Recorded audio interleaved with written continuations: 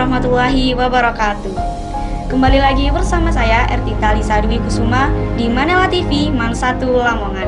Oke pemirsa, di sini saya akan membahas mengenai prestasi Madrasah Aliyah Negeri 1 Lamongan. Yang kebetulan baru-baru ini Madrasah Aliyah Negeri 1 Lamongan telah meraih prestasi yang sangat membanggakan.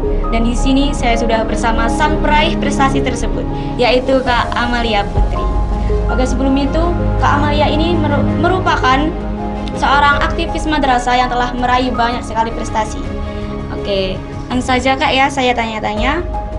Silahkan. Aduh, saya deg-degan ini. Saya juga deg-degan tadi. Nice try lah ya. Oke. Saya mau tahu nama lengkapnya Kak Amalia Putri. Nama lengkap saya Amalia Putri. Oh, Cuma Amalia itu aja. Putri. Oh.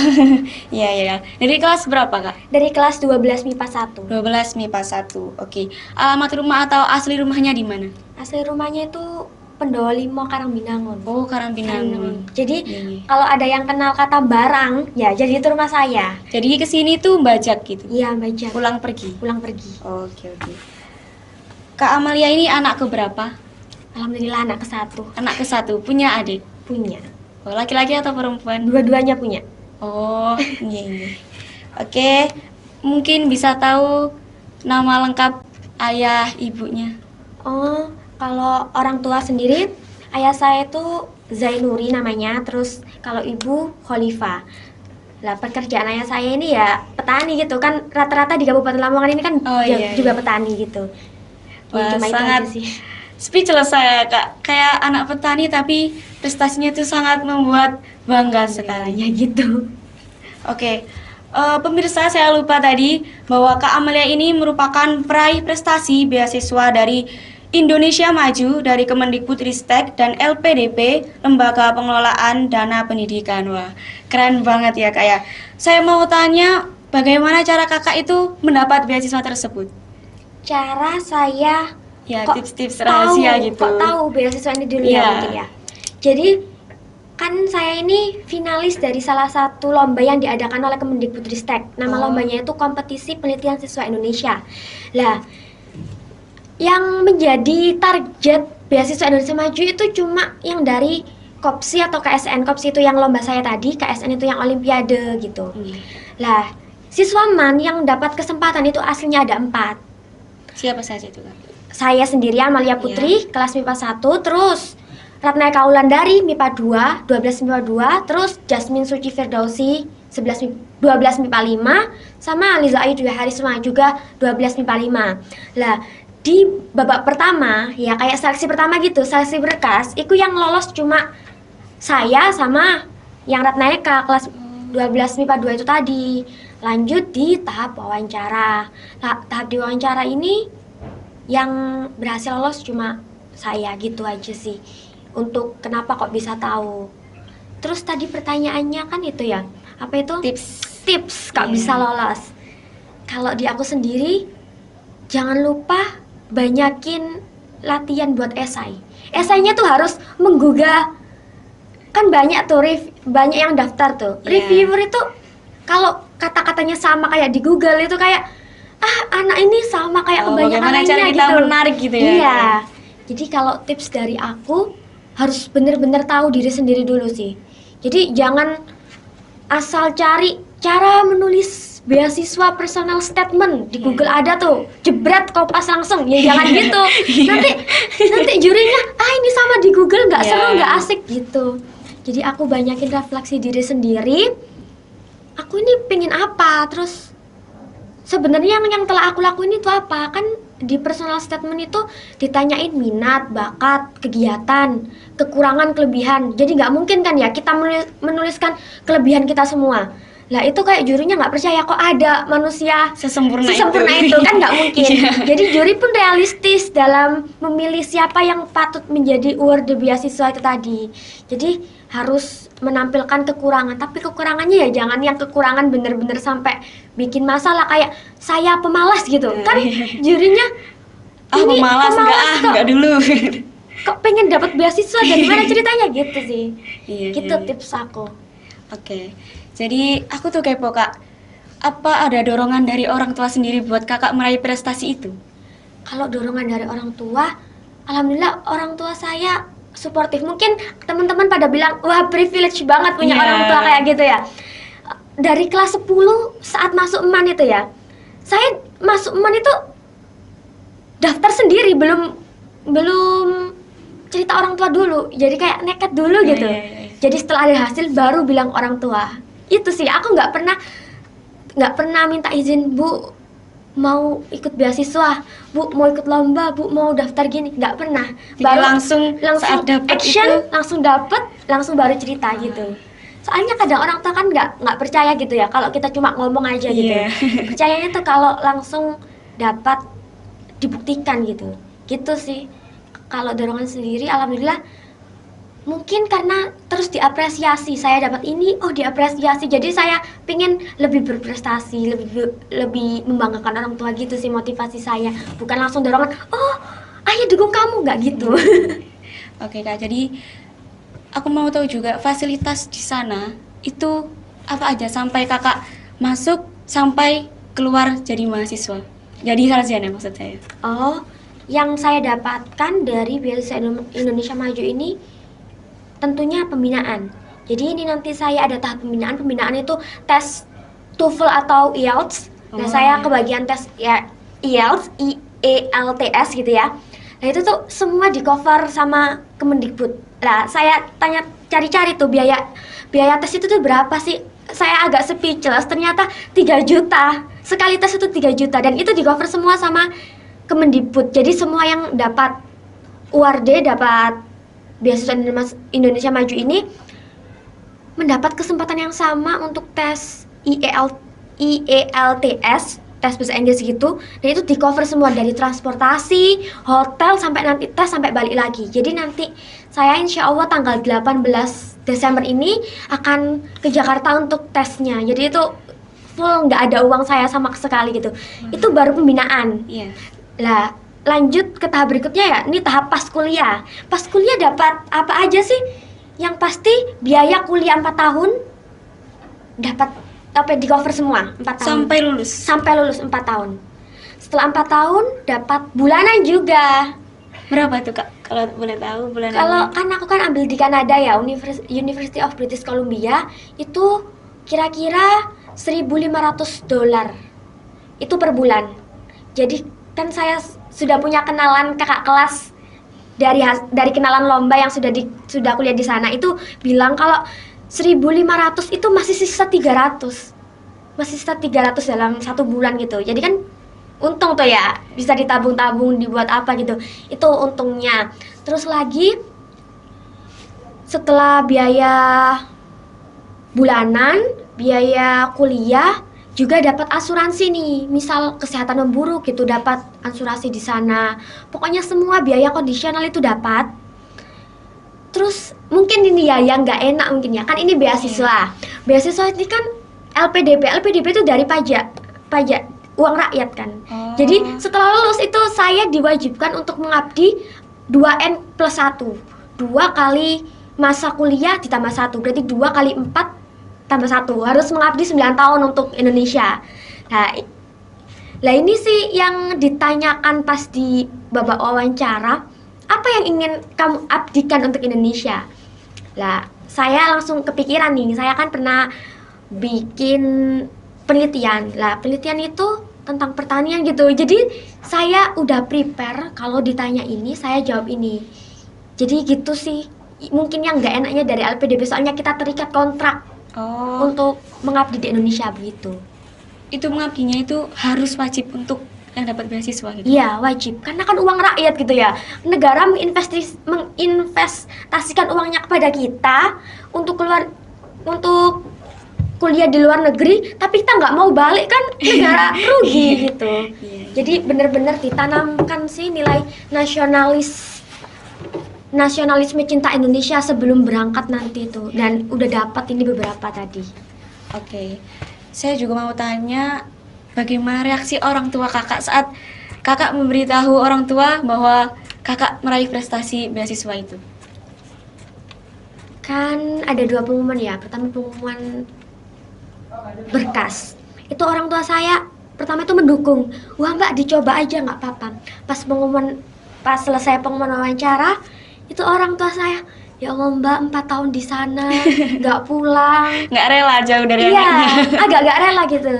Sampai ibu itu bilang, konsultasi ke guru gimana biar ibu ini tenang gitu pas jauh, sampai bilang gitu. Tapi ya insya Allah akan saya kayak nggak apa-apa Bu, bisa kok amal jaga diri di sana gitu, biar percaya gitu kalau anaknya bisa gitu S1 di luar negeri gitu. Oke. Saya juga mau tanya Kak, gimana motivasi nih buat adik kelas kayak saya, adik kelas yang lainnya juga buat semangat untuk meraih prestasi beasiswa kayak Kakak? Aku ini bukan siswa yang pinter-pinter amat dalam bidang akademik ya. Jadi untuk yang merasa kayak aku, nggak apa-apa banget. Jadi yang penting jangan telat cari info. Cari info sebanyak-banyaknya. Ya harus cari info mandiri. Nggak bisa ngandelin sekolah harus, oh sekolah ngabarin ada beasiswa ayo ikut. Ya nggak bisa gitu. Kita harus ada inisiatif sendiri. Kalau cari-cari info sendiri gitu. Jadi kayak selangkah lebih maju gitu dari teman-teman lainnya. Aku nih juga tipikal yang selangkah lebih maju sih. Misal teman-teman belum tahu ada info beasiswa ini, aku udah cari-cari duluan. Itu sih yang bikin aku kayak terlihat lebih unggul. Padahal ya banyak yang lebih unggul misal dalam prestasi akademik kayak yang paralel 1, paralel 2 gitu. Sedangkan aku kan nggak dapet nih. Nah tapi mereka kayak, wah Amal kok bisa sih sampai dapat beasiswa ya? Karena aku selangkah lebih maju dari kalian dalam mencari info beasiswa gitu. Jadi itu sih pesannya aku untuk adik-adik semua yang ada di Man 1 Lamongan, jangan telat cari info. Banyak banget info yang ada di internet itu. Kalian cari hashtag beasiswa di Instagram, udah banyak banget beasiswa yang muncul. Di internet, wah banyak banget juga gitu. Jadi ya jangan telat cari info. Terus dalam proses mau keterima beasiswa kan ada tahapannya, nyiapin berkas. Itu yang paling sulit menurutku.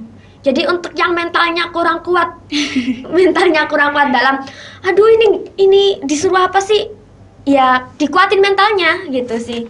Jadi itu tadi jangan telat cari info dan mentalnya dikuatin pas mau daftar beasiswa. Karena resiko ketolak itu lebih banyak daripada keterima. Misal ditolak ya nggak apa-apa, cari lagi gitu. Jadi 3 itu tadi. Yang pertama jangan telat cari info, yang kedua mental, dan yang ketiga jangan mudah menyerah. Kalau gagal coba lagi, masih banyak kesempatan gitu. Jadi yang pertama itu harus antusias dari diri sendiri ya kayak. Karena kan kita tuh hidup di zaman era milenial, era digital. Jadi kan nggak ada gunanya kita punya HP tapi kita nggak pergunakan dengan baik. Seperti kayak nyari info tentang beasiswa dan lain-lain. Orang kita aja bisa gitu hashtag OOTD terus kita ditiru gitu ya. Masa nggak bisa hashtag beasiswa terus dicari aja gitu. Ya Kak, dan yang saya tertarik dengan kata-kata mental nih Kak. Kan zaman sekarang tuh anak-anak tuh kayak, aduh susah nih, nggak dulu kayak gitu. Skip kayak dulu. Skip ya. Jadi kan kayak mungkin kakak sudah terlatih karena pernah menjadi sekretaris OSIS ya Kak ya, di tahun 2020 sampai 2021. Jadi ceritanya tuh saat menjadi sekretaris tuh kakak tuh gimana? Susah nggak itu kayak jadi sekretaris sama pelajarnya diimbangi itu kayak gimana Kak? Kalau aku pribadi bener-bener susah ya. Apalagi Man ini kan OSISnya nggak main-main gitu. Udah bisa sampai buka lomba yang untuk luar Man gitu. Nah pas aku jadi sekretaris, untungnya kok pandemi gitu. Jadi pas sekolah daring, OSIS jalan. Jadi aku bersyukur sih ada pandemi ya, karena aku bisa balance antara sekretaris sama pelajaran itu tadi. Kalau aku sendiri sekretaris itu benar-benar deadline-nya, misal buat surat gitu ya, buat surat untuk tanggal 15 ya kita nggak bisa buat tanggal 15 pas itu, harus sebelum-sebelumnya. Jadi di OSIS itu aku terlatih buat prepare lebih dulu sebelum hari H gitu. Terus untuk balance di pelajaran, aku cara bagi waktunya tuh gini. Misal di sekolah nih ya, sekolah sampai jam 11. Kalau ada PR, aku kerjain habis sekolah itu. Jadi pas di rumah atau nanti pas daring udah nggak kepikiran, oh ada PR gitu, nggak gitu. Misal ada kegiatan OSIS, ya aku fokus kegiatan OSIS gitu. Jadi kita jangan kayak makan sambil HP-an gitu kan nanti kayak gimana ya? Kayak pikiran kita terbagi. Jadi itu nggak baik untuk kayak pembagian waktu. Jadi menurutku untuk aku bisa memanage waktu antara belajar sama organisasi itu, ya kalau waktunya organisasi aku fokus organisasi, kalau waktunya sekolah ya aku fokus sekolah. Untuk PR, jika PR-nya hari ini maka aku kerjain hari ini biar besok-besok itu nggak pusing-pusing lagi gitu sih. Mungkin bisa ditiru juga tips-tipsnya untuk teman-teman biar nggak malam-malam tanya temennya, iya ada PR nggak gitu kan, padahal temennya udah mau makan tidur gitu ya, terus ada yang ngechat join PR dong gitu kan. Ya Allah, gitu banget sih. Oke Kak, jadi saya tuh kepo persiapan dari diri kakak sendiri buat kesana. Kayak kakak nggak takut, mungkin kakak pernah ragu di sana itu kayak kehidupannya gimana, bahasanya gimana gitu. Ada ketakutan nggak dari diri kakak sendiri? Kalau takut sih ada ya. Aku yang baru 17 tahun mau kuliah S1 di luar negeri itu kayak terlalu kecil untuk di negara orang yang besar banget itu. Tapi prepare-nya untuk saat ini aku lagi kursus bahasa Inggris sih. Karena kan di sana itu ya pakai bahasa Inggris, walaupun bahasa Inggrisnya nggak kayak di Inggris gitu ya. Soalnya di sana itu bahasa Inggris bukan jadi bahasa ibu. Jadi untungnya kenapa aku milih di Kanada itu ya karena Kanada itu friendly untuk Indonesian student yang kayak bahasa Inggris tuh bukan jadi bahasa sehari-hari gitu. Jadi gitu sih. Untuk persiapan saat ini baru ambil kursus bahasa Inggris yang khusus speaking gitu. Oke Kak, jadi saya mau tanya tahapan-tahapan yang kakak lalui saat mau daftar di beasiswa Indonesia Maju ini. Tahapannya secara teknis sih ada 2 tahapan ya di panduannya juga. Yang pertama itu administrasi. Lah ngapain aja sih aku pas di administrasi itu? Yang pertama siapin transkrip rapot gitu ya. Ya scan rapot gitu. Terus yang kedua ngelampirin prestasi kayak piagam-piagam gitu. Jadi di sana itu cuma disediain 5 kolom. Jadi misal saya punya 6 gitu ya, saya harus memilih 5 sertifikat yang terbaik menurut saya gitu. Terus setelah rapot, sertifikat, tes bahasa. Alhamdulillah saya pernah tes TOEFL gitu, walaupun nilainya ya nggak bagus-bagus amat. Aku lampirin aja di situ tes TOEFL. Terus ini yang paling krusial, esai. Jadi kita itu disuruh buat 3 esai. Esainya apa aja sih? Esainya yang pertama, perkenalkan diri kamu, minat kamu, dan kenapa kamu memilih jurusan di kampus impian gitu. Itu yang esai yang pertama. Esai yang kedua, ceritakan tentang kegiatan organisasimu dan hal-hal yang menurutmu paling membanggakan dalam hidupmu gitu. Itu yang kedua. Dan yang ketiga, tulis kontribusi apa yang akan kamu berikan untuk Indonesia.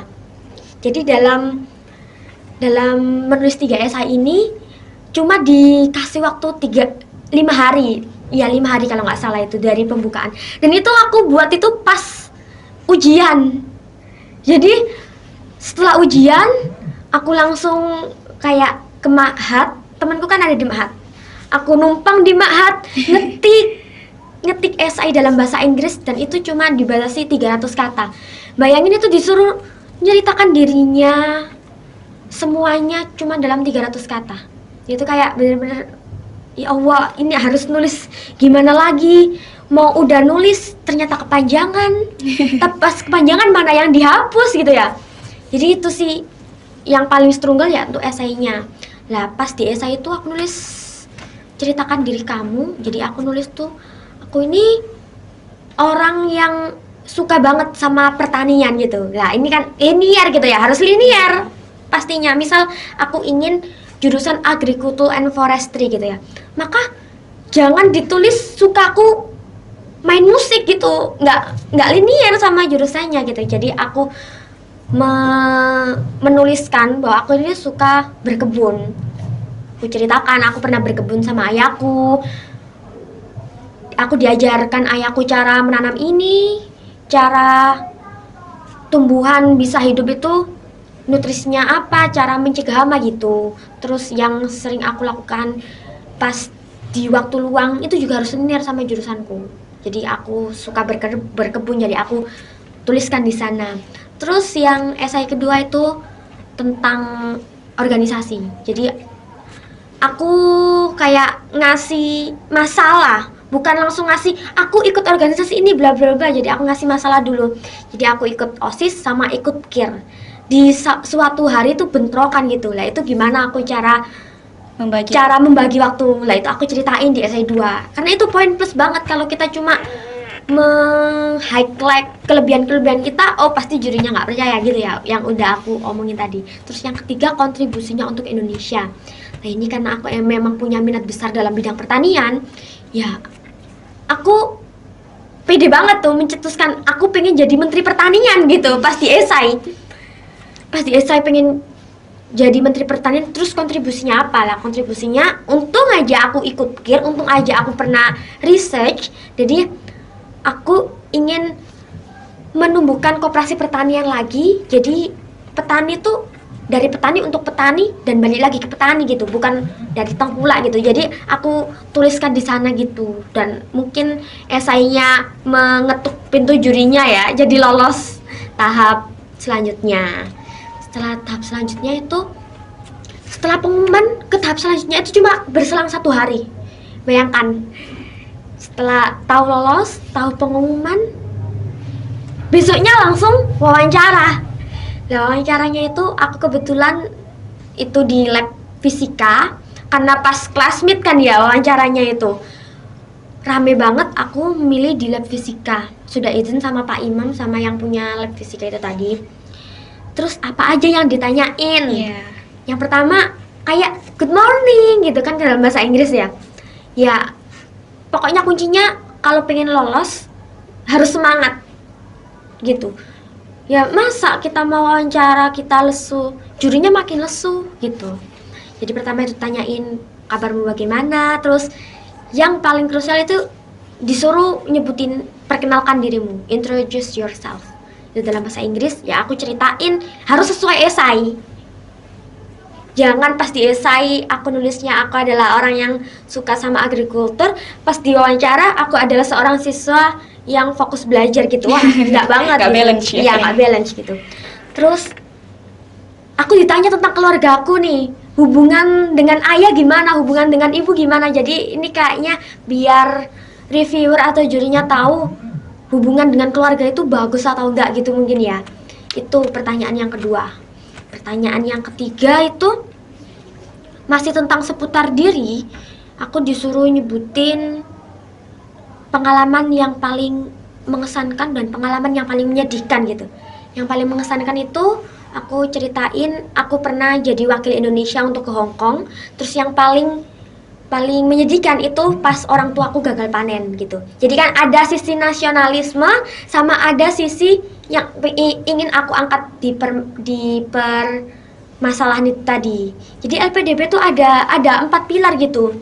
Kalau nggak salah nasionalisme, integritas, kayak kesempurnaan sama apa gitu lupa. Pokoknya pas menjawab itu harus memasukkan pilar-pilar LPDP itu biar dapat. Jadi itu kuncinya untuk wawancara LPDP. Lah selain kita ditanya tentang diri, kita juga ada psikolognya. Jadi ada 2 juri. Yang pertama juri dari akademis, kayak ditanya kenapa aku milih universitas ini juga gitu. Jadi aku sebutin deh, UBC, University of British Columbia itu terbaik ketiga di Kanada. Terus dalam hal teknologi itu terbaik pertama.